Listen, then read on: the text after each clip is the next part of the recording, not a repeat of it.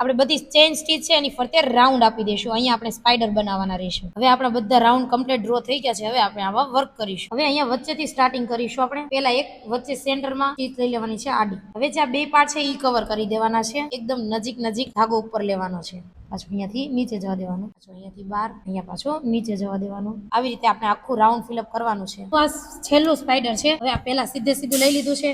પેલા આ સાઈડ ભાગ આખો કવર કરી દેવાનો છે, પછી બીજી સાઈડનો. તો સૌથી પહેલા આપણે આ સાઈડ કવર કરી લઈશું. પાછી એની શેર નીચેથી બહાર લેવાની છે અને અહીંયાથી પાછી નીચે જવા દેવાની છે. પાછી અહીંયાથી બહાર સેમ આ રીતે બાજુની સાઈડ પણ કવર કરવાની છે. આ સાઈડ કવર કરી લઈશું. આ આપણી લાસ્ટ સ્ટીચ છે. અહીંયા આપણું સ્પાઈડર થઈ જાય છે કમ્પ્લીટ. હવે આની ઉપર રેડ કલર થી બોર્ડર આપી દઈશું. અહીંયાથી સોય ઉપર લીધી છે. હવે અહીંયા પાછી એની જ બાજુમાં નીચે જવા દેવાની છે અને અહીંયા નીચેથી બહાર લેવાની છે. જે આપણે પોલો ટાકો બનાવીએ છીએ સેમ રીતે બનાવવાનું છે. પાછી સોય અહીંયા નીચે જશે. સેમ પાછું આ બાજુ અહીંયાથી સોય ઉપર આવે છે, પાછી અહીંયાથી નીચે જશે અને અહીંયાથી ક્રોસ બહાર આવશે.